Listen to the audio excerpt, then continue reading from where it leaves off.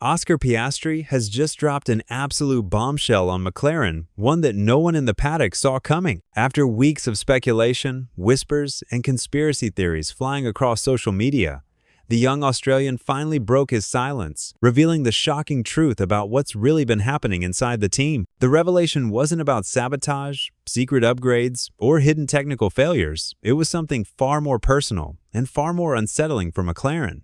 Piastri admitted that the car isn't the problem. There's no broken part, no mystery fault buried in the data.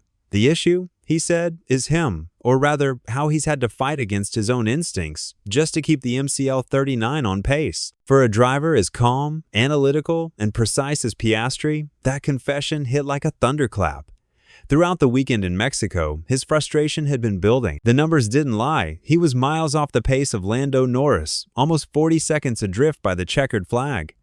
But what truly stunned the paddock wasn't the result. It was how he explained it afterwards. Piastri said the McLaren 39 had plenty of speed in it, just not speed he could access. He described feeling as though he was wrestling a car that refused to respond, one that demanded a completely different driving style from the smooth, controlled rhythm that had defined his success earlier in the season. In Mexico, he was trapped in dirty air for much of the race, unable to clear traffic or gauge whether his experiments with corner entry and throttle control were working. Every lap became an exercise in frustration, knowing the pace was there, but being powerless to unlock it. Inside McLaren, his comments sent shockwaves. This wasn't a driver blaming the team or deflecting responsibility.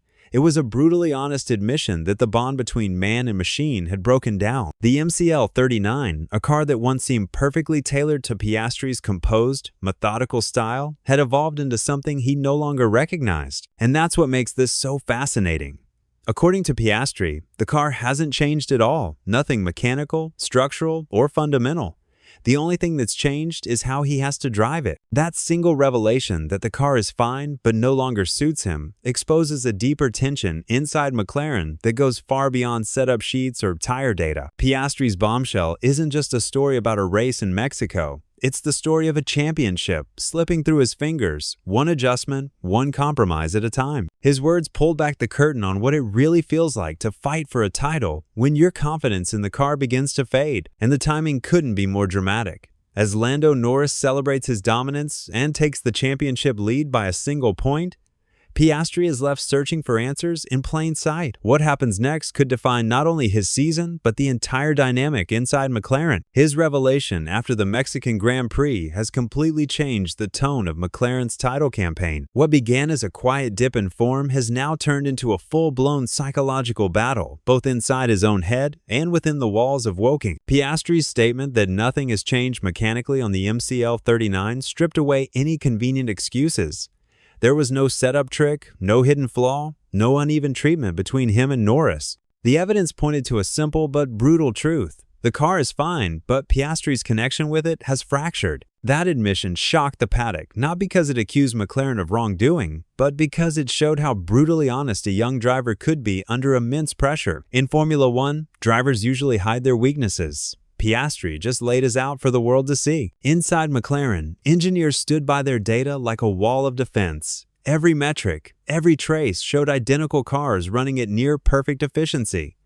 The problem wasn't in the numbers, it was in the feel. Telemetry comparisons between Norris and Piastri exposed the divergence clearly. Norris was braking later, throwing the car into corners, and letting it dance on the edge of adhesion. Piastri's inputs were cleaner, too clean. No aggression, no flow. He'd become too precise, too controlled, as if trying to tame something that refused to be tamed. McLaren's performance team quietly concluded what many suspected. Piastri's tension behind the wheel was translating into lap time loss. Andrea Stella, calm as ever, tried to reframe the situation. He said the car demands a more aggressive approach in low-grip conditions, the kind of challenge that suits Norris naturally. But for Piastri, it's like asking a pianist to play drums. Even Stella admitted after Mexico that they might tweak his brake bias and differential maps to bring the front end back toward his preference, an attempt to restore the comfort zone that once made him so deadly consistent. But there's risk in that too. Every tweak that favors Piastri could potentially slow Norris. And that's a political minefield McLaren desperately wants to avoid. Meanwhile, Norris continues to thrive. His fearless rotation, snap oversteer, and instant corrections perfectly matched the McL 39's narrow performance window. His laps in Mexico were a masterclass in aggression and confidence, each sector proof of how in sync he is with the car. That dominance, while great for McLaren's constructors' hopes, has created a psychological imbalance within the team.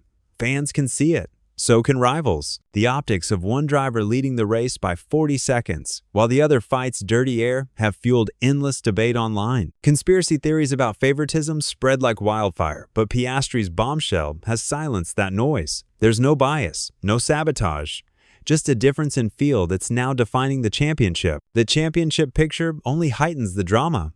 Norris leads by a single point. Verstappen is closing fast. And Piastri is being forced to adapt under the most brutal pressure of his young career. Brazil, Las Vegas, Qatar, and Abu Dhabi remain four completely different circuits, each demanding something unique. Analysts believe Interlagos and Vegas will favor Norris's twitchy, on-the-edge driving, while Qatar, the smooth, high-grip circuit where Piastri won last year's sprint, could finally offer him a counterpunch.